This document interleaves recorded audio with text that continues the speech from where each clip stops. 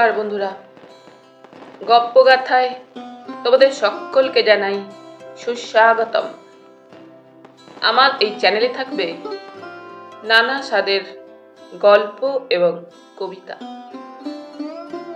সেই সমস্ত শুনে যদি তোমাদের ভালো লাগে অবশ্যই একটা লাইক করো এবং মতামত পাঠিও, যেটা আমার কাছে অত্যন্ত দামি।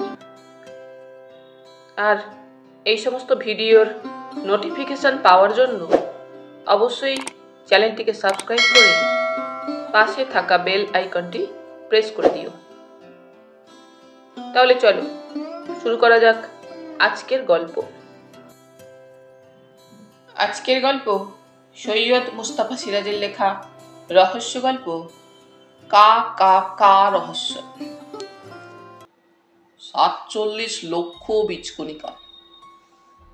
কর্নেল নীলাদ্রি সরকার নেচার পত্রিকার পাতা থেকে মুখ তুলে বললেন, কল্পনা করো জানত, একটা অর্কিডের ফুল শুকিয়ে যাওয়ার পর বাতাসে চারিদিকে ছড়িয়ে যায় ৪৭ লক্ষ বীজ, যা সাধারণ মাইক্রোস্কোপে দেখতে পাওয়া যায় না। এমনই সূক্ষ্মাতি সূক্ষ্ম জিনিস। তাই আমি বলি, যদি সত্যিকার কোনো রহস্য থাকে তা আছে প্রকৃতি জগতেই। কর্নেলের মুখে বিস্ময় মেশানো একটা দিব্য ভাব লক্ষ্য করলাম। বললাম, অর্কিড নিয়ে এই সকালবেলায় মাথা খারাপ করার কারণ কি? ওহ, তোমাকে আসল কথাটা বলাই হয়নি। কর্নেল নিভে যাওয়া চুরুটটি ধরিয়ে ধোঁয়া ছেড়ে বললেন,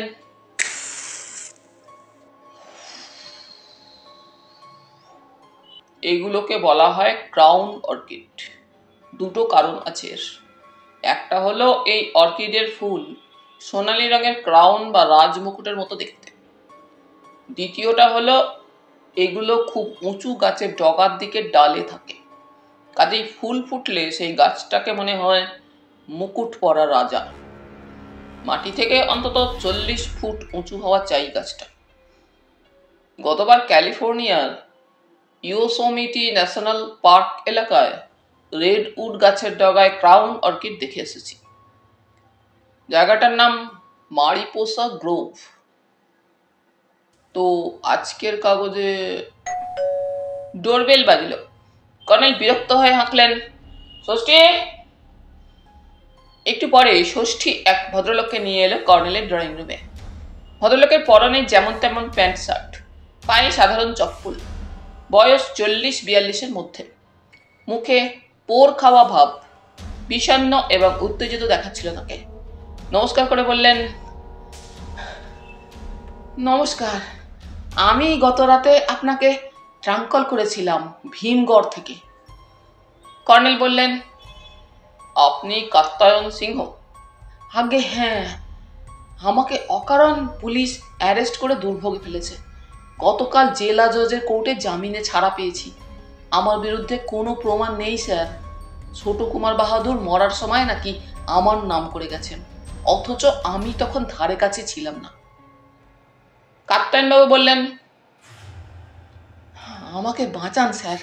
কাগজে আপনার কত কীর্তিকলাপ পড়েছি, একমাত্র আপনিই আমাকে বাঁচাতে পারবেন। আপনি আগে কফি খেয়ে চাঙ্গা হন, তারপর বলুন কি হয়েছে। কর্নেলের হাঁকে ষষ্ঠীচরণ ঝটপট কফি তৈরি করে আনলো। কাত্যায়নবাবু কফিটা ফুঁ দিয়ে তাড়াতাড়ি শেষ করে ফেললেন। তারপর রুমালে মুখের ঘাম মুছে ঘটনাটি শোনালেন। সংক্ষেপে তা হলো এই: ভীমগড় এস্টেটের রাজা খেতাবধারী হর্ষবর্ধন রায়ের দুই পুত্র, জয়বর্ধন এবং আনন্দবর্ধন, তারা পরস্পর বৈমাত্রেয় ভাই। প্রায় সমবয়সী দুই সৎ ভাইয়ের মধ্যে ছোটবেলা থেকেই খুব একটা বনিবনা ছিল না। ভারত সরকারের কাছে রাজা বাহাদুর হর্ষবর্ধন বার্ষিক ৯ লক্ষ টাকা ভাতা পেতেন। পরে প্রধানমন্ত্রী ইন্দিরা গান্ধীর আমলে সেই ভাতা বা প্রিভি পার্স আইন করে বন্ধ হয়। রাজা বাহাদুর মারা যান। দুই ভাইয়ের মধ্যে পারিবারিক সম্পত্তি ভাগ বন্টন করা হয়, কিন্তু বিবাদ বাঁধে একটি মণিমুক্তা খচিত সোনার মুকুট নিয়ে। মুকুটটি মুঘল আমলের। রাজবাহাদুর মুকুটটি বাড়ির একাংশে শিব মন্দিরের কোনো গুপ্ত স্থানে লুকিয়ে রাখেন, কারণ প্রিভি পার্স আইনের ফলে রাজভাণ্ডারের সব সোনাদানাও সরকার আটক করেছিলেন। মৃত্যুর আগে রাজা বাহাদুর সেই গোপন সিন্ধুকের একটি অদ্ভুত তালা চাবি তৈরি করিয়ে এনেছিলেন। তালাটি দুটি চাবি ছাড়া খোলা যাবে না। একটি চাবি জয়ের কাছে এবং দ্বিতীয় চাবিটি আনন্দের কাছে আছে। তার ফলে সিন্ধুক খুলে রাজমুকুট বের করতে হলে দুই ভাইকেই একসঙ্গে খুলতে যেতে হবে। এক সপ্তাহ আগে ভোরবেলা মন্দিরের পুরোহিত কানু ভট্টাচার্য মন্দিরের ভেতর ছোট কুমার বাহাদুর আনন্দকে পড়ে থাকতে দেখেন। তার মাথার পেছনে ভোঁতা কোনো জিনিস দিয়ে আঘাত করা হয়েছে, কিন্তু তখনও তার মৃত্যু হয়নি। কানু ভট্টাচার্য তাকে ওই অবস্থায় দেখে মুখে জল দিয়ে ওঠানোর চেষ্টা করেন। তখন নাকি আনন্দবর্ধন অতি কষ্টে উচ্চারণ করেন, কা কা কা। তারপরে তার মৃত্যু হয়। পুলিশকে খবর দেওয়া হয়। পুলিশ এসে পুরোহিতের মুখে কা কা কা শুনে রাজপরিবারের ম্যানেজার এই কাত্যায়ন সিংহকে গ্রেপ্তার করেন। এ পর্যন্ত শোনার পর কর্নেল বললেন, কা কা কা বলে মারা যান আনন্দবর্ধন? কাত্যায়নবাবু বললেন, হ্যাঁ স্যার, কিন্তু পুরোহিতের নামের আদ্যক্ষর তো কা। আমি বললাম পুলিশকে, কিন্তু পুলিশের মতে কানু ভট্টাচার্য রোগা, বেঁটে, হাড় জিরজিরে লোক। বাঁ হাত জন্ম থেকে সরু এবং প্যাকাটি, ডান হাতেও জোর নেই। তাঁর পক্ষে শক্তিমান যুবক আনন্দকে এক আঘাতে মেরে ফেলা সম্ভব নয়। তাছাড়া ঘটনাস্থলে একটা লোহার মুগুর পড়ে আছে, তাতে রক্ত লেগেছিল। কাজেই ওটা মার্ডার ওয়েপন। ওই 15 কিলো ওজনের মুগুর তোলা কানু ভট্টাচার্যের পক্ষে সম্ভব নয়। বড় কুমার বাহাদুর জয়বর্ধনের বক্তব্য কি? উনি স্যার খোঁড়া মানুষ। বছর 2 আগে মোটর সাইকেল দুর্ঘটনায় ওর এক পায়ের হাড় ভেঙে যায়। পা কেটে বাদ দিতে হয় কলকাতার একটা নার্সিংহোমে। তাই উনি কাঠের পায়ে কষ্টে চলাফেরা করেন। তাও 2 বগলে ক্রাচে ভর করে কোনো রকমে হাঁটাচলা করেন। উনি আমাকে সমর্থন করেছেন। তাছাড়া ওদের বাড়ি 30 বিঘে জমি নিয়ে, চারিদিকে পাঁচিল। বাড়ি থেকে মন্দির অন্তত 700 মিটার দূরে। লোহার মুগুরটা কার? মন্দিরের পাশে ছোট কুমার বাহাদুর আনন্দবর্ধনের ব্যায়ামের আখড়া। উনি মুগুর ভাজতেন। তাগড়াই মানুষ স্যার। ওকে আমি ওই মুগুর তুলে মারতে পারি? কাত্যায়নবাবু নিজের হাত দেখালেন, ফের বললেন, খুব শক্তিমান খুনির কাজ স্যার। ছোট কুমার বাহাদুরের কাছে সেই গোপন সিন্ধুকের চাবি ছিল? আগে হ্যাঁ, ওর হাতের মুঠোই ছিল। মুকুট চুরি গেছে কিনা দেখার জন্য বড় কুমার বাহাদুরকে ডাকা হয়েছিল। ওর চাবি প্রথমে তালায় ঢোকাতে হবে, তারপর ছোট চাবি ঢোকালে তবে সিন্ধুক খুলবে। সিন্ধুক বলছি বটে, তবে ওটা শিবলিঙ্গের বেদি স্যার। বেদিটাই সিন্ধুকের গড়ন, কালো পাথরে তৈরি। চাবির ছিদ্র মানে তালার ওপর সিঁদুরের গাঢ় ছাপ, তাই তালার ছিদ্র দেখা যায় না। সিন্ধুক বেদি খোলা হলো। পুলিশের সামনে খুললেন জয়বর্ধন। ভেতরে মুকুট ছিল? ছিল স্যার, ওটা পুলিশ আটক করেছে। আইনের বলে নাকি পুরানো জিনিস সরকার বাজেয়াপ্ত করতে পারেন। হ্যাঁ, প্রিভি পার্স বাতিলের আইনেও পারেন, আবার ঐতিহাসিক বা পুরাতব্য সংক্রান্ত আইনেও সরকার এটা পারেন। বলে কর্নেল সাদা দাড়িতে হাত বুলোতে থাকলেন। চোখ বন্ধ করে চেয়ারে হেলান দিলেন। বুঝলাম, প্রাজ্ঞ রহস্যভেদী ঘটনার তথ্য থেকে থিওরি গড়ে তুলছেন এবার। কাত্যায়নবাবু আবার করজোরে বললেন, আমি রাজপরিবারের 200 টাকা মাইনের কর্মচারী স্যার। আমি বড় বিপদে পড়ে আপনার শরণাপন্ন হয়েছি। বড় কুমার বাহাদুরই আপনার কাছে যেতে বলেছিলেন। কর্নেল মাথার টাকে হাত বুলোচ্ছিলেন, চোখ বুজে বললেন, আনন্দবর্ধন মৃত্যুর সময় কা কা কা বলেছিলেন? হ্যাঁ স্যার। রাজমুকুট পুলিশের কাছে আছে? আগে হ্যাঁ। পুলিশের সামনে জয়বর্ধন সিন্ধুক বেদির তালা খুললেন? আগে প্রথমে নিজের চাবি ঢুকিয়ে ঘোরালেন, তারপর ভাইয়ের চাবি দিয়ে। কর্নেল চোখ খুলে সোজা হয়ে বসলেন। ঘটনাস্থলে না গিয়ে কিছু করার নেই। যথা সময়ে আমি ভীমগড় যাব। কৃতজ্ঞতা জানিয়ে ভীমগড় রাজপরিবারের ম্যানেজার বাবু চলে গেলেন। পরদিন আমরা দুজনে ভীমগড়ে গেলাম।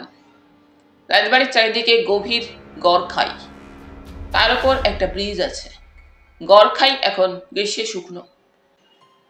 30 বিঘে মাটির চারিদিকের পাঁচিল জেলখানার পাঁচিলের মতো উঁচু, তাই ব্রিজের ওপর দিয়ে ঢুকতে হয়। বিশাল ফটকে দারোয়ান আছে।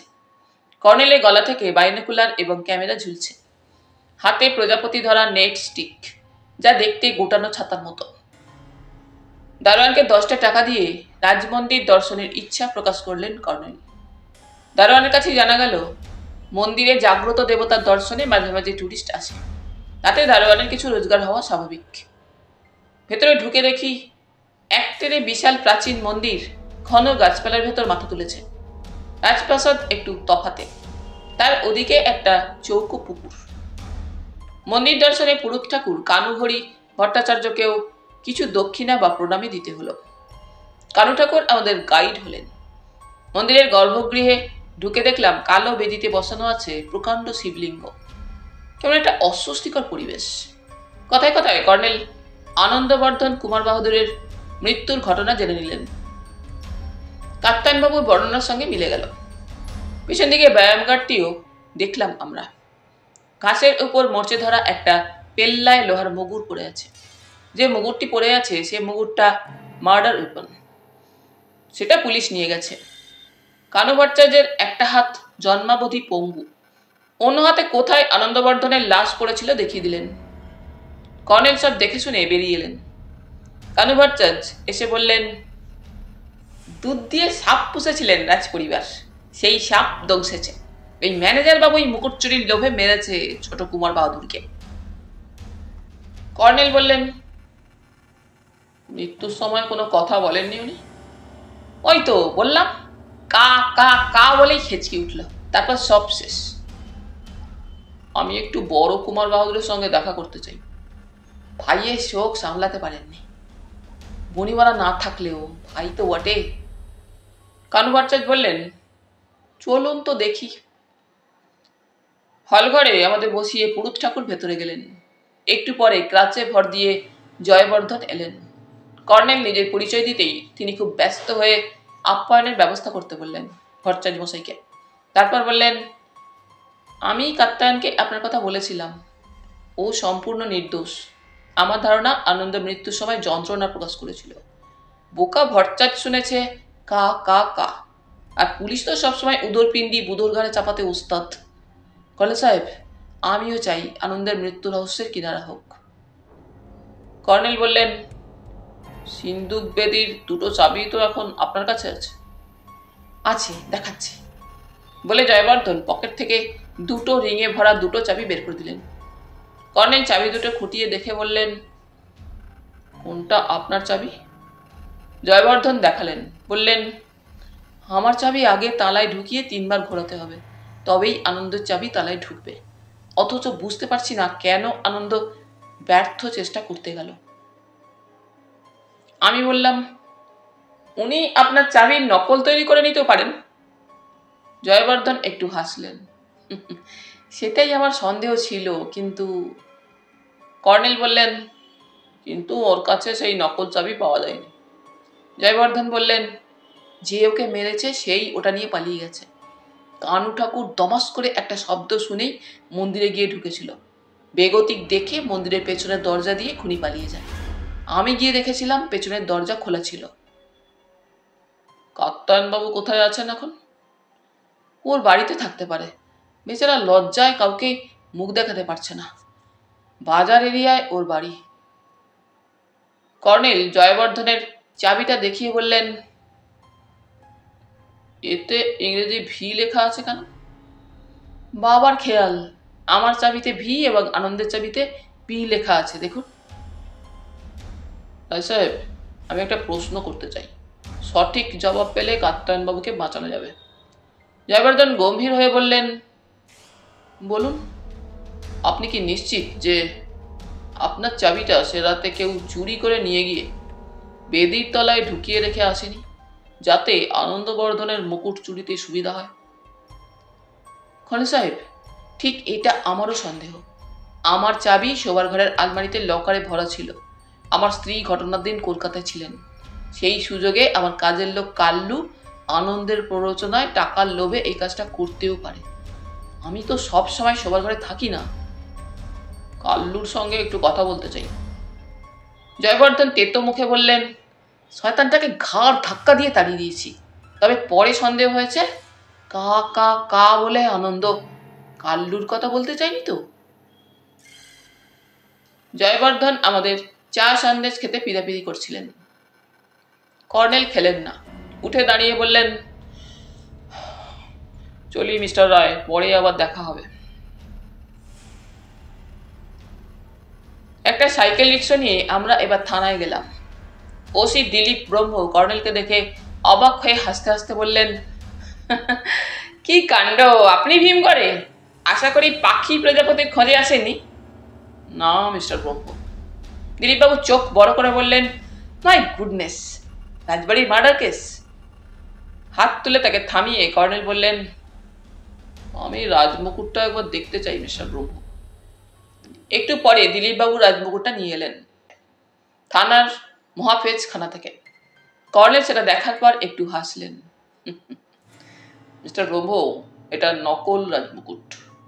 সোনাটা রোল গোল্ড এবং পাথরগুলোও নকল। বলেন কি? হ্যাঁ, স্বর্ণকার দিয়ে পরীক্ষা করলেই বুঝতে পারবেন। তাহলে আসলটা কাত্তায়ন হাতিয়ে নিয়েছে? কর্নেল চুরুট ধরিয়ে বললেন, না, আমার থিওরি অনুসারে আসল রাজমুকুট বড় কুমার বাহাদুরের ঘরেই আছে। এখনই গিয়ে সার্চ করুন, পেয়ে যাবেন। দেরি করবেন না, আমি এখানে অপেক্ষা করছি। ওসি দিলীপবাবু সদল বলে বেরিয়ে গেলেন। কর্নেলকে বললাম, আপনি শিওর হলেন কি করে যদি সত্যি আসল রাজমুকুট জয়বর্ধন রায়ের ঘরে না পাওয়া যায়? কর্নেল হাসলেন, পাওয়া যাবে। আমার থিওরি ডার্লিং। থিওরিটা কি? খুব সহজ ব্যাপার। আনন্দবর্ধন জানতেন তার চাবি তালায় ঢুকবে না, কাজেই একা তিনি মুকুট হাতাতে যাবেন কেন? জয়বর্ধন কাল্লুর কথা বললেন, সেটা কি বিশ্বাসযোগ্য? আলমারির চাবি, বিশেষ করে যার ভেতরে কিনা সিন্দুক বেদির চাবি লুকোনো আছে, সেই চাবি জয়বর্ধন হেলায় ফেলায় রাখবার লোক। আসলে সে রাতে দুই ভাই গিয়েছিলেন মুকুট বের করতে। কানু ঠাকুরের চেহারায় আফিম খোরের ছাপ আছে। নেশার ঘরে ঘুমোচ্ছিলেন। ভোরবেলার নেশা কাটার পর মন্দিরে পুজো দিতে গিয়ে আনন্দবর্ধনকে পড়ে থাকতে দেখেন। উনি কিন্তু দমাস শব্দের কথা বলেননি, তুমি নিশ্চয়ই শুনেছ। হ্যাঁ, উনি বললেন পুজো দিতে গিয়ে লাশ দেখতে পান, কিন্তু জয়বর্ধন দমাস শব্দের কথা বললেন। তখনই বুঝলাম কি ঘটেছে। বইমাত্রেও ভাইকে সম্ভবত ভুলিয়ে ভালিয়ে মুকুট দেখাতে নিয়ে এসেছিলেন। তারপর কর্নেলের কথার উপর বললাম, তাহলে জয়বর্ধন খুনি সাব্যস্ত হচ্ছেন, কিন্তু ওকে লোহার মুগুর আনতে দেখে আনন্দবর্ধনের ভয় পাওয়ার কথা। কর্নেল চুরুটের ধোঁয়ার মধ্যে বললেন, ভাইকে খুন করে পরে মুগুর এনে রক্ত মাখিয়ে ফেলে রেখেছিলেন। কি করে বুঝলেন? কা কা কা শব্দে। তার মানে খুব সোজা জয়ন্ত। জয়বর্ধনের কাঠের পা দেখে মাথায় এলো ওটা মার্ডার ওয়েপন করা যায়। কানু ঠাকুর কা কা কা শুনেছেন, আসলে আনন্দবর্ধন বলতে চেয়েছিলেন কাঠের পা। উনি শুনেছেন কা কা কা। এদিকে তিনি কা হলো কাল্লু, কাত্তায়ন এবং কানু ভট্টাচার্য। পুরো জটিল কেস সাজিয়েছিলেন জয়বর্ধন বাবু। তাহলে কাঠের পা খুলতে হয়েছিল জয়বর্ধনকে? কর্নেল হাসলেন। কাঠের পা হঠাৎ খুলতে দেখেই সম্ভবত আনন্দবর্ধন ভয় পেয়েছিলেন, তাই মৃত্যুর সময় কাঠের পা কথাটাই বলতে চেয়েছিলেন। তখনই পুলিশের দলটি এসে গেল। দিলীপ ব্রহ্ম ভেলভেটের একটি চৌকো বাক্স টেবিলে রাখলেন। ঢাকনা খুলতেই একটি কারুকার্য খচিত মুকুট দেখা গেল। জয়বর্ধনকে গ্রেপ্তার করে আনা হয়েছে। তিনি ক্রূর দৃষ্টিতে কর্নেলের দিকে তাকিয়ে রইলেন। কর্নেল বললেন, এই কালো ভেলভেট বাক্সের মধ্যেই সোনাদানা রাখার নিয়ম। মিস্টার ব্রহ্ম খালি মুকুট পেয়েছেন, বাক্স পাননি। এই দেখেই আমি বুঝতে পেরেছিলাম এটা নকল রাজমুকুট। জয়বর্ধন বাবু একটু বোকামির জন্য ধরা পড়লেন। বুদ্ধি করে ভেলভেটের বাক্সর মধ্যে নকল মুকুট রাখলে আপনার কীর্তি ধরতে পারতাম না সম্ভবত। জয়বর্ধন মুখ নামিয়ে দাঁড়িয়ে রইলেন। একটু পরে তাকে হাজতে নিয়ে যাওয়া হলো।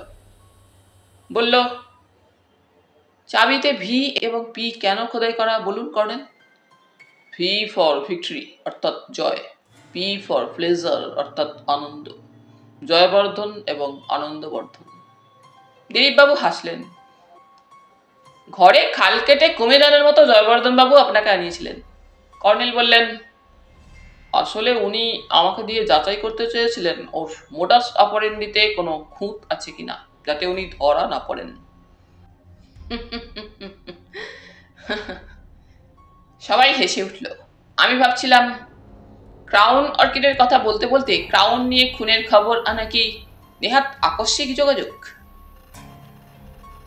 স্টেশনে ফেরার পথে কথাটি তুললে আমার রহস্যভেদী বন্ধু বললেন, তোমাদের দৈনিক সত্যসেবকেই খবরটা বেরিয়েছিল। হেডিং ছিল, রাজমুকুট নিয়ে খুন। ডার্লিং, কাগজের লোক হয়েও তুমি কাগজ পড়ো না, এটা একটা বদ অভ্যাস। তাহলে বন্ধুরা, আজ এখানেই শেষ করলাম। আবার ফিরবো পরের পর্বে। তোমরা সকলে খুব খুব ভালো থেকো। ধন্যবাদ।